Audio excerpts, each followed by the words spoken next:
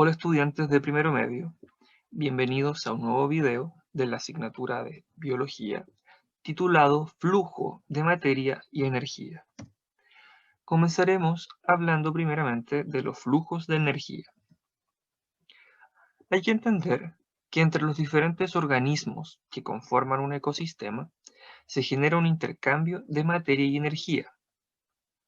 Ahora bien, dependiendo de la interacción que existe entre un sistema y su medio, vamos a encontrar tres tipos de clasificación. Hay sistemas que se consideran aislados, que no intercambian ni materia ni energía con su medio. Hay otros que se consideran cerrados, que impiden el intercambio de materia, pero sí están facultados para el intercambio de energía. Mientras que hay otros sistemas que se consideran abiertos, que permiten el intercambio de materia y de energía. Ahora bien, según la pregunta que tenemos en la lámina, ¿qué sistema corresponde a los seres vivos? Como vemos en la ilustración superior, los seres vivos somos sistemas abiertos, ya que intercambiamos materia y energía con el medio que nos rodea. La energía que fluye a través del ecosistema, particularmente desde el factor biótico, se relaciona al Sol, ya que la vida dentro del planeta depende de la energía procedente de esta estrella.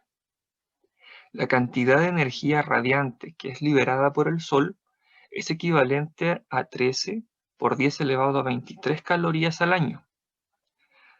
De esa energía, un tercio es reflejada por la atmósfera.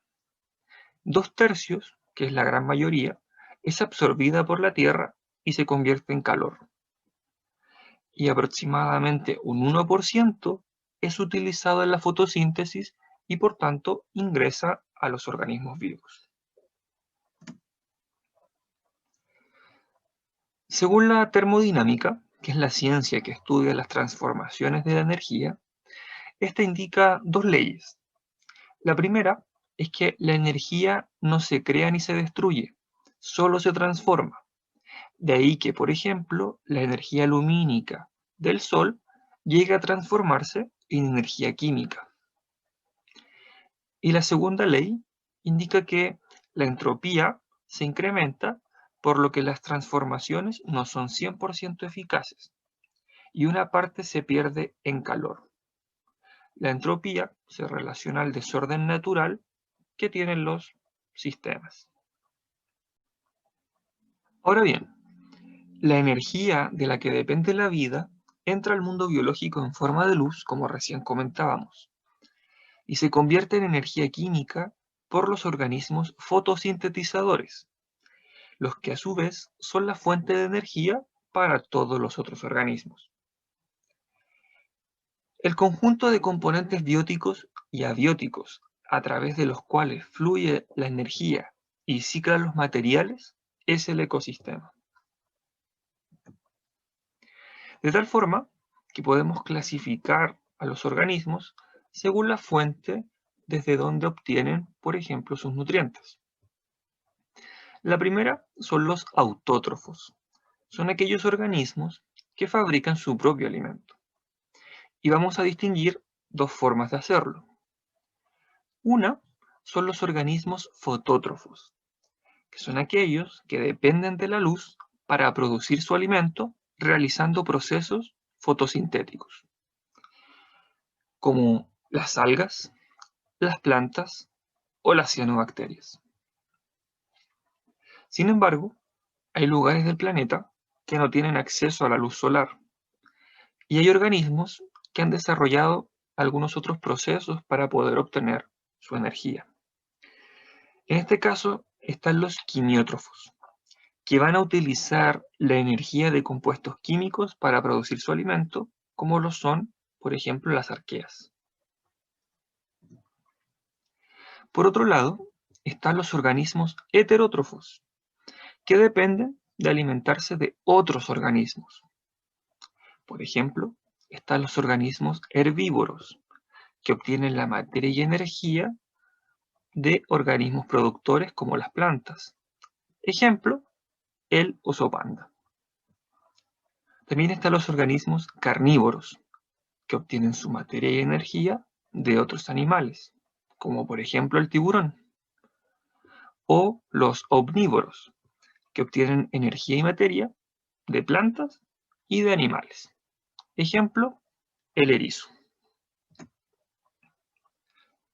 Ahora hablaremos de los niveles tróficos, comenzando por los productores. Los productores son aquellos que fabrican sus propios alimentos a partir de sustancias simples. Como veíamos hace un momento, son organismos autótrofos.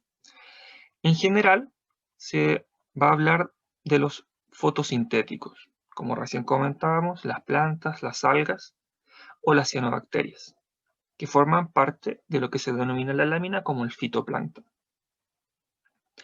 Pero también, como se mencionaba hace un momento, en lugares donde no hay acceso a luz solar, como puede ser las profundidades del mar, la presión existente en esos lugares abisales y la temperatura extrema dada por zonas donde hay divergencia de las placas tectónicas, en estos ambientes se favorecen reacciones químicas, la que es necesaria para que estos organismos, como algunos tipos de arqueas, que son quimiosintéticos, obtengan la energía necesaria para obtener y extraer carbono del CO2 que está disuelto en el agua y poder fijarlo para fabricar moléculas orgánicas. Por tanto, se consideran los productores de esos ecosistemas. A continuación, tenemos a los consumidores, que son aquellos que dependen de los productores para obtener alimentos y energía, y se dividen en consumidores de primer orden. Son aquellos que se alimentan de productores, los herbívoros, como tenemos de ejemplo, o una mariposa. Luego están los consumidores de segundo orden, que son animales carnívoros que se alimentan de herbívoros, como por ejemplo tenemos ahí un tipo de anfibio. Y los consumidores de tercer orden, que son aquellos que se comen a consumidores de segundo orden, como por ejemplo tenemos ahí a un tipo de serpiente. Además, están aquellos considerados necrófagos o carroñeros, que se alimentan de organismos muertos y cooperan con la eliminación de los cadáveres. Ahí tenemos, por ejemplo, a un buitre. Y finalmente, tenemos a los descomponedores, que son bacterias y hongos que actúan sobre los desechos y su intervención produce la transformación de materia orgánica en inorgánica mediante procesos químicos. Ahora bien, el haber identificado los niveles tróficos nos sirve para ahora organizarlos, por ejemplo, en cadenas tróficas, que es una representación lineal de las relaciones de alimentación que se dan entre los distintos miembros de una comunidad y además representan el flujo de energía que circula por ellos, el cual es unidireccional. Las tramas, a su vez, estabilizan a los ecosistemas, ayudando a mantener el tamaño relativo de cada componente, es decir, de cada nivel trófico. En la cadena trófica que vemos en el ejemplo, vamos a comenzar con el productor, que en este caso es una planta.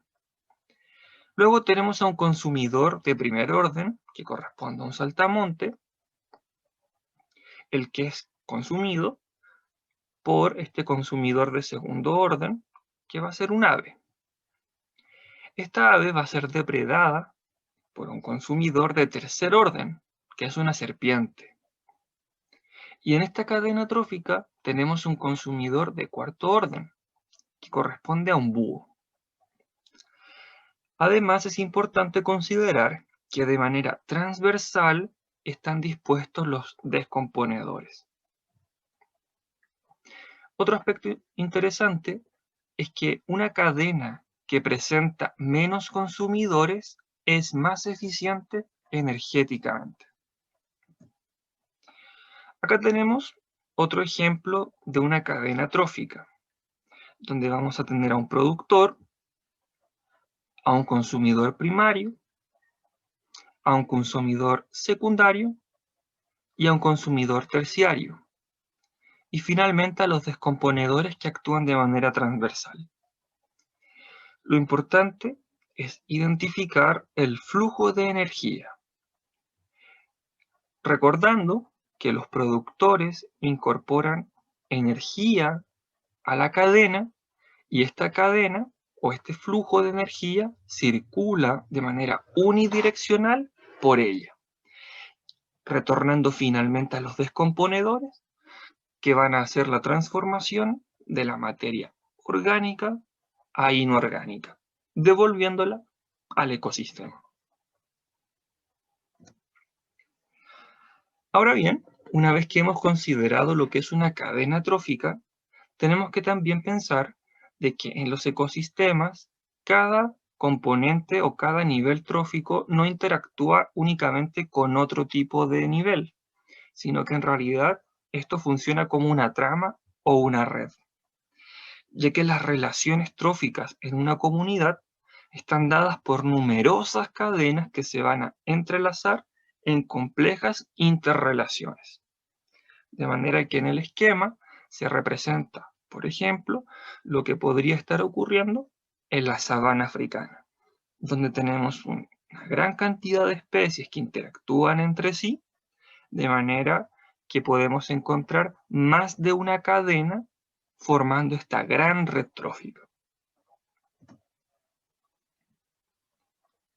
Otro concepto que vamos a revisar es la productividad, que es la generación de biomasa por unidad de tiempo y área en un ecosistema. Y vamos a definir dos tipos de productividad.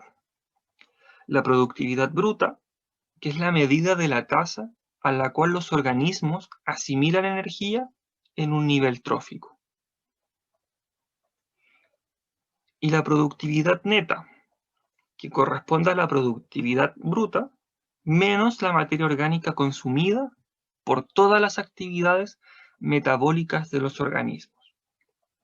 De tal forma que si nosotros vemos la ilustración, la productividad bruta correspondería a la energía que ingresa al ecosistema, en este caso, como se muestra acá, la energía usada, que corresponde a 5,83 por 10 elevado a 6 calorías, y la energía neta corresponde a la misma energía bruta, pero haciéndolo una resta, que es la energía que se ocupa en actividades metabólicas, como por ejemplo la respiración. De tal forma que la productividad neta va a ser aquella energía química almacenada que va a ser disponible para el ecosistema.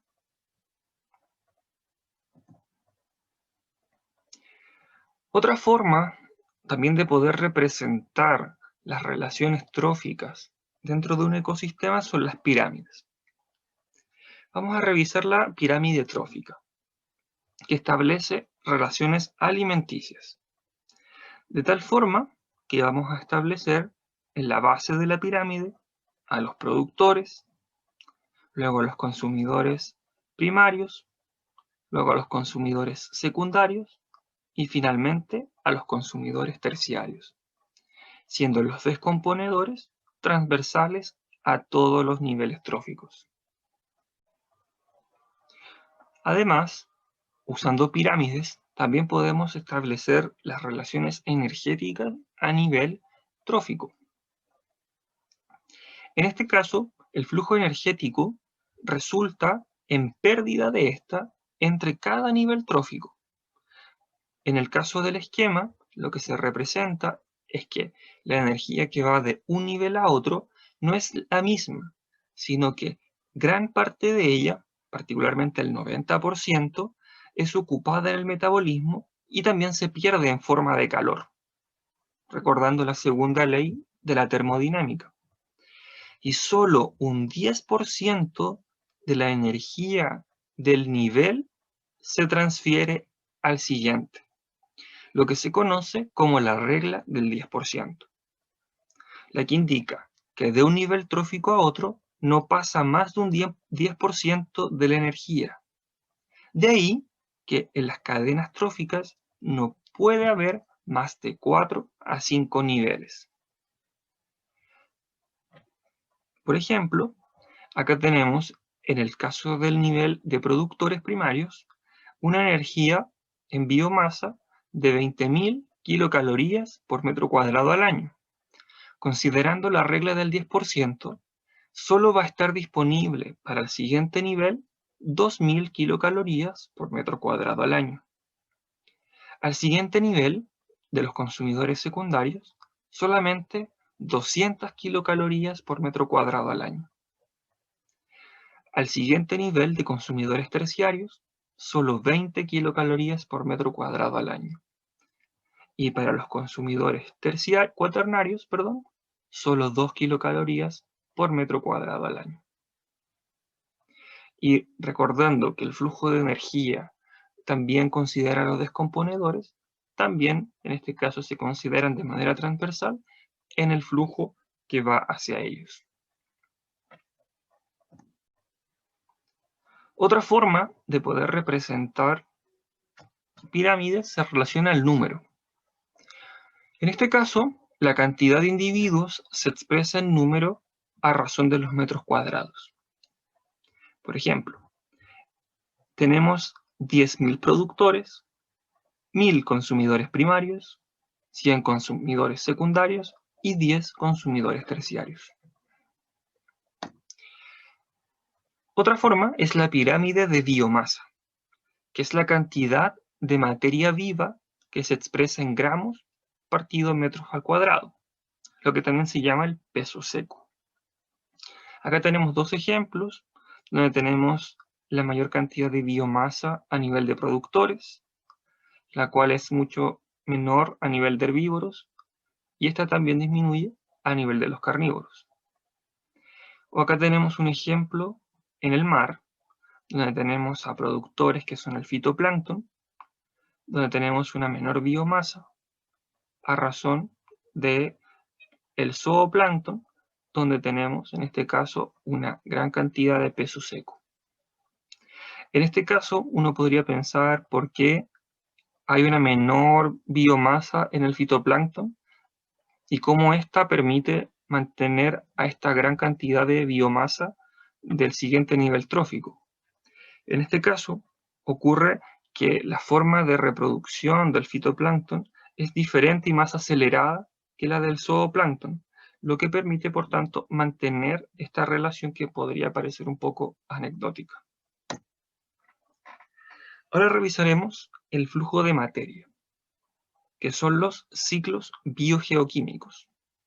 Estos se relacionan al movimiento circular, de ahí el nombre ciclo, de elementos químicos, como el nitrógeno, el carbono, el fósforo, a través de componente biótico, que son los organismos vivos, y el componente abiótico, que es el ambiente.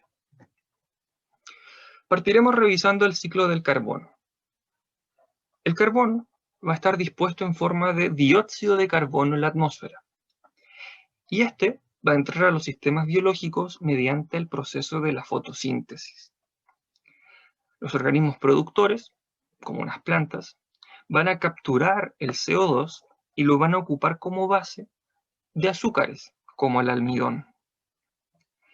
Los consumidores, y también lo hacen las plantas, ya que poseen mitocondrias, van a realizar el proceso de respiración celular y mediante este proceso van a devolver el dióxido de carbono a la atmósfera.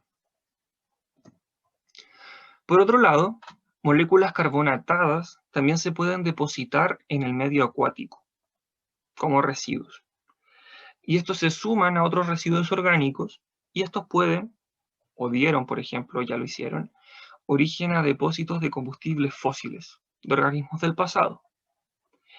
Y otro aspecto que también se puede considerar en la lámina es que la combustión, por ejemplo, de fábricas o de vehículos, también libera dióxido de carbono a la atmósfera, lo que se relaciona, por ejemplo, al efecto invernadero. Ahora revisaremos el ciclo del fósforo. El fósforo, en forma de fosfato inorgánico, es incorporado desde las rocas fosfatadas. por productores, como las plantas, al ecosistema. Este forma parte de moléculas orgánicas como los nucleótidos, el ATP o los fosfolípidos. En su tránsito por las redes alimenticias, los descomponedores lo van a devolver nuevamente a disposición de los productores, lo cual también ocurre en los sistemas acuáticos. En el caso del ciclo del agua, este funciona de la siguiente manera. Mediante las precipitaciones en forma de lluvia, nieve o granizo, desde la atmósfera pasa a la Tierra y por escurrimiento, por ríos, riachuelos o estancándose en lagos o lagunas, puede permanecer sobre la Tierra. Parte de este puede percolar y pasar hacia las napas subterráneas. Una vez que ocurre o la percolación o el escurrimiento, estos van a desembocar en el océano, por lo que puede ocurrir el proceso de evaporación y también procesos de condensación, lo que permite devolver ahora el agua a su fase de forma de vapor de agua y volver a la atmósfera. Entre medio de este ciclo del agua, los seres vivos hacemos uso de ella como un recurso y lo podemos devolver también al ecosistema. En el caso de los animales, por ejemplo, mediante el sudor, y en el caso de las plantas, mediante la transpiración. Finalmente, revisaremos el ciclo del nitrógeno, sin antes recordar que el 78% del aire corresponde al nitrógeno en forma de gas. Sin embargo, este no es utilizado por los seres vivos. Más bien, dependemos del nitrógeno que está presente en los minerales que se encuentran en el suelo. De ahí que sea necesario el fenómeno de la nitrificación, donde cierto tipo de bacterias van a convertir, ya sea al amoníaco NH3 o al ion amonio NH4+, en nitrito NO2-. Otras bacterias van a oxidar al nitrito y lo van a convertir en nitrato, que es la forma nitrogenada que va a permitir el ingreso de este átomo a los sistemas vivientes, mediante las raíces de las plantas. Luego está el fenómeno de la asimilación, donde el nitrato va a ser reducido a amonio, y esta molécula puede servir de base para formar moléculas orgánicas, como por ejemplo los aminoácidos. Una vez que el nitrógeno ha pasado por las cadenas y ha llegado finalmente a los descomponedores, estos pueden transformar moléculas nitrificadas en amoníaco y también en nitritos, de tal forma que el nitrógeno disponible proviene de la descomposición de la materia orgánica. Sin embargo, hay ciertos eventos en la Tierra, dados por el mal uso o desgaste de ella, que pueden llevar a la acción de ciertos tipos de bacterias que se consideran desnitrificantes, que van a reducir a los nitratos produciendo nitrógeno gaseoso, y este va a ser parte de la atmósfera. Y finalmente está el proceso de la amonificación, por ejemplo lo que realiza Rhizobium, que están en nódulos asociados a legumbres. Estos van a fijar el nitrógeno atmosférico o el gas nitrógeno N2 y van a formar nitratos que van a ser útiles para las plantas. Y a su vez pueden las mismas bacterias estas formar sus proteínas y el exceso van a producirlo o liberarlo como amoníaco o amonio, que va a servir de sustrato para lo que estuvimos viendo hace un momento, que era la nitrificación. De tal forma que el nitrógeno también circula por el ecosistema. De esta forma, llegamos al final de este video titulado Flujo de materia y energía.